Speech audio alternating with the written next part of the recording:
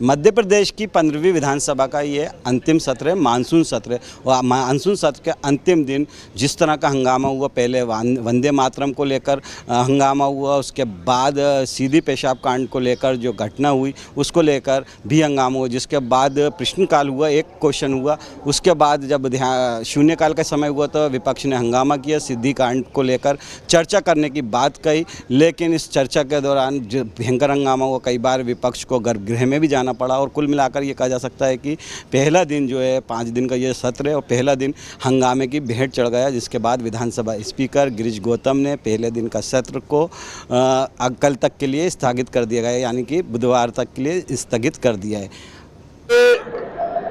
पता नहीं कांग्रेस की क्या स्थिति है, चर्चा से क्यों भागती है। आज प्रश्नकाल शुरू भी नहीं हुआ था, राष्ट्रगीत नहीं होने दिया। जब राष्ट्रगीत नहीं होने दे रहे तो क्या चर्चा करेंगे। एक बार निधन का उल्लेख होने देना था, वो नहीं होने दे रहे तो ये चर्चा क्या करेंगे।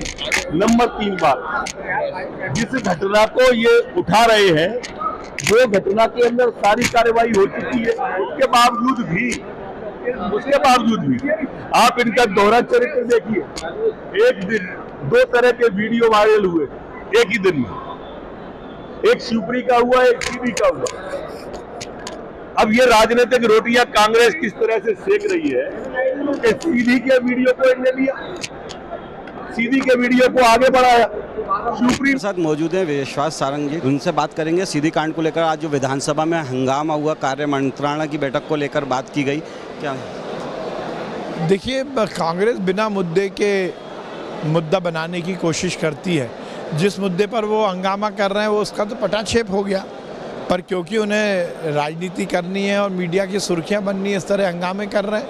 विधानसभा का समय भी बर्बाद कर रहे हैं, जनता का पैसा भी बर्बाद। प्रदेश का व्यवहार बना, आदिवासियों पर सबसे ज्यादा अत्याचार में नंबर 1 मेरा प्रदेश। आदिवासियों बहनों के साथ सबसे नंबर 1 प्रदेश तो मेरा मध्य प्रदेश। अपहरण में आदिवासी बहनों पर सबसे ज्यादा कोई घटनाएं होती है तो मेरे प्रदेश में। और शिवराज सिंह चौहान सबसे ज्यादा लाडली बहनों की असुरक्षा में असफल रहे तो वो मेरा प्रदेश मध्य प्रदेश। आज आदिवासियों के साथ जो कृत्य हो रहे हैं, मैं मानता हूं कि मध्य प्रदेश शर्मसार है।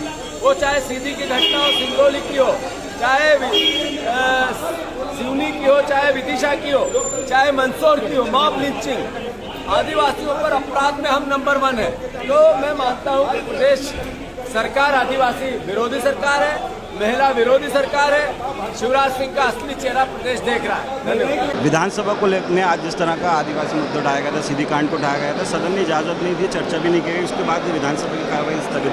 देखिए, विधानसभा में चर्चा से शिवराज सिंह सरकार हर वक्त जो पूरे आदिवासी समाज से जुड़ा हुआ है, पूरे समाज की बात है, उस पर सदन चर्चा नहीं करना चाहता। शिवराज सिंह सरकार चर्चा नहीं होने दे रही। सीधी की घटना आप देखिए, किस तरह से उनके एक पदाधिकारी में विधायक प्रतिनिधि कृत्य किया। दूसरा झाबुआ की घटना है, एक झाबुआ में प्रशासनिक अमले ने एक आदिवासी बालिका के साथ में ऐसा किया। तो मात्र छोटी छोटी धाराएं लगा के इस तरह से उनको बचने का अवसर दे रही है सरकार। तो कांग्रेस पार्टी ने, हमारे कांग्रेस के एमएलएज ने, आदिवासी एमएलएज ने स्थगन प्रस्ताव के माध्यम से चर्चा करनी चाहिए विधानसभा में।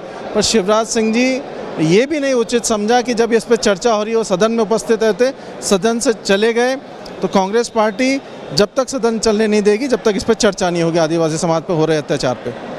साथ मौजूद हैं कांग्रेस विधायक और पूर्व डिप्टी स्पीकर हिना कांवरे जी। जिस तरह से आज विधानसभा में हंगामा हुआ आदिवासी की मांग को लेकर या सीधी कांड को लेकर, आप चूँकि आप भी विधानसभा के डिप्टी स्पीकर रही हैं, तो क्या ये हंगामा कहाँ तक है और क्या मांग है कांग्रेस की? कि कांग्रेस की मांग ये है कि आदिवासियों के साथ जो व्यवहार किया जा रहा है, भारतीय जनता पार्टी के कार्यकर्ताओं का मुख्य मुद्दा ये है कि जो घटना घटी, लेकिन घटना घटने के पहले उन व्यक्ति का मनोबल कितना बढ़ गया भारतीय जनता पार्टी के राज में कि वो इस तरह की हरकतें करने लगे हैं। ये तो बहुत ज़्यादा हौसले बुलंद होने वाली बात हो गई। इसका मतलब है कि भारतीय जनता पार्टी के कार्यकर्ता, नेताओं की तो आप बात ही छोड़ दो, कार्यकर्ताओं की ये स्थिति तो नेताओं की क्या होगी ये हम कल्पना कर सकते हैं। और हमारे प्रदेश में जो हरकतें हो रही है उस पर रोक लगाने की जवाबदारी, उसको सदन के अंदर विपक्ष के रूप में उठाने की जवाबदारी जिम्मेदारी निश्चित रूप से कांग्रेस पक्ष की, क्योंकि आज कांग्रेस विपक्ष में है और हमने सारे लोगों ने मिलकर ये मुद्दा उठाया, लेकिन सत्ता पक्ष कभी भी नहीं चाहता कि इस तरह की चर्चा हो, क्योंकि उसका मुख्य कारण ये है कि भारतीय जनता पार्टी के लोग अच्छे से जानते हैं कि जो हमारे आदिवासी भाई हैं, आदिवासी बहनें हैं, वो भारतीय जनता पार्टी को वोट नहीं करती, इसलिए उनके मुद्दे वो विधानसभा में आने ही नहीं देना चाहते, उनके विषय में वो चर्चा ही नहीं करना चाहते, क्योंकि उनको पता है ये जब भी वोट डालने जाएंगे तो केवल कांग्रेस का बटन दबाएंगे। इस वजह से ये मुद्दा कभी चाहते ही नहीं किया है। मध्य प्रदेश की 15वीं विधानसभा का मानसून सत्र आज से शुरू हुआ और यह इस सत्र का आखिरी सत्र है।